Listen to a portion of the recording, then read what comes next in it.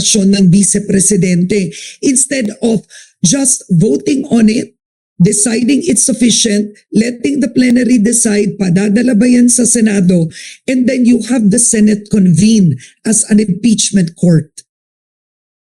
Definitely, Karen, no, the purpose of this hearing proper is not to destroy the reputation of the Vice President. Di ko maniwala. Di ko maniwala. Naalala nyo mga kababayan, noong mga nakarang taon, yung pinatawag ang Vice Presidente patungkol doon sa budget nila sa Office of the Vice President. Tapos wala ng confidential fund doon, hindi nakasali doon. Tapos nagpunta siya doon, tinanong pa rin siya doon sa confidential fund. Kahit tinanong siya patungkol pagdepensa doon sa budget niya. Tapos ang tinanong sa confidential fund pa rin. Kahit sa point na yun, hindi nakasali ang confidential fund sa budget sa Office of the Vice President.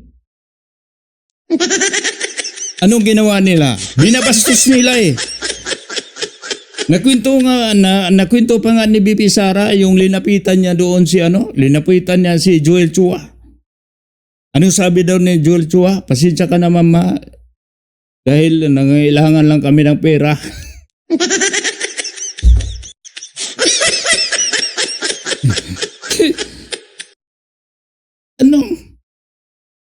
Pag ganito ang kamara natin, pag ganito ang kongreso natin,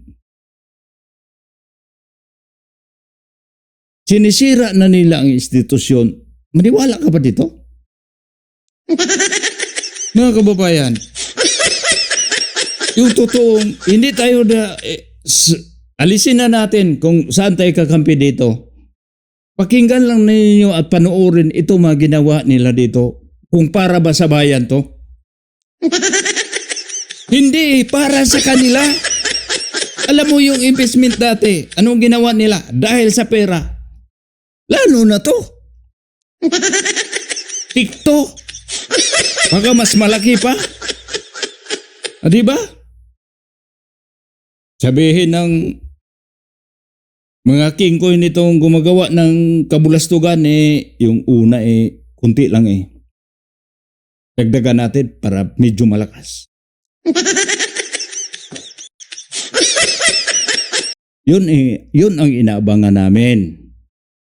Yung inaabangan ko, yung final bout, hindi yung rebatting dito sa mini trial mo, Ma'am Jing. Bayaran mo muna yun. Magkano yun? 8 million? Laki naman. Pero sa bagay mo, laki-laki doon ang kaso yun, biro mo. Tinatago mo yung may kaso. Tinatago mo yung taong may kaso. Laki-laki talaga yun. Paano? Laki talaga budget at paano makalusot. Tuloy. Is to provide avenue for both parties to present evidence. And this evidence are very significant in the determination of probable cause. So to your question, how long are we going to hold this hearing proper? It depends on the amount of evidence.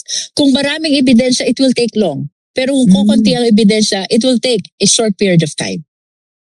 Kaya sinabi ni Rufus, mamadaliin na dahil bakit naman patagalidyo pa? Parehas man lang din kayo kumikita.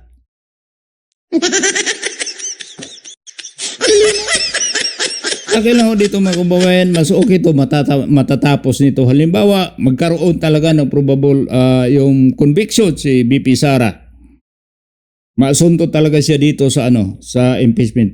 Si BP Sara, okay, walang problema kung talagang ginagawa niya yung mga bagay-bagay na pinaparata sa kanya.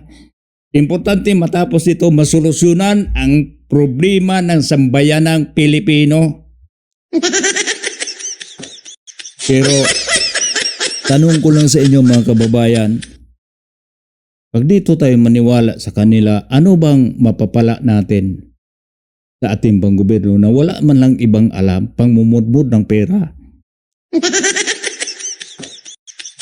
Hindi naman lang tayo hanapan ng solusyon para magkapira tayo. Maliban sa imudmud mo yung pera, bibigyan ka ng 5,000. Walang ibang lumalabas sa bibig dito, 5,000 eh. 5,000 at 25 kilos na bigas.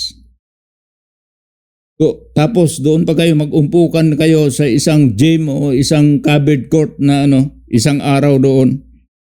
May banderitas, may mga pangalan sa kanila, tapos mapilitan kang magganon-ganon, magpalakpak-palakpak doon. Hinintay mo yung 5,000 at 25 kilos na bigas. Yun man lang ang alam nila dito.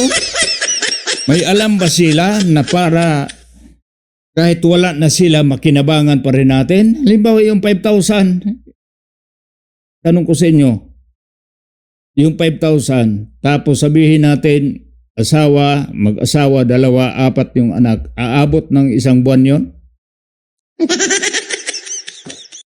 Yung 25 kilos na bigas, baka aabot pa rin yun sa isang buwan.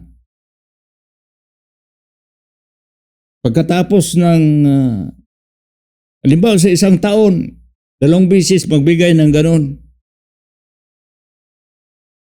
Nakapagbago ba ng buhay ninyo? Diba karamihan pag makatanggap ng pera, pambayad lang din yun sa lending. Di, alam mo natin, daming naglilinding, utang doon sa Bombay, utang doon sa mga micro lenders di sa yan lang sa mga nagkalat-kalat na ngayon yung nagpapautang.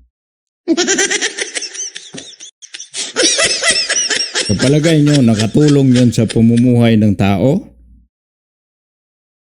May epekto yun after 1 year, after 3 years, after 5 years.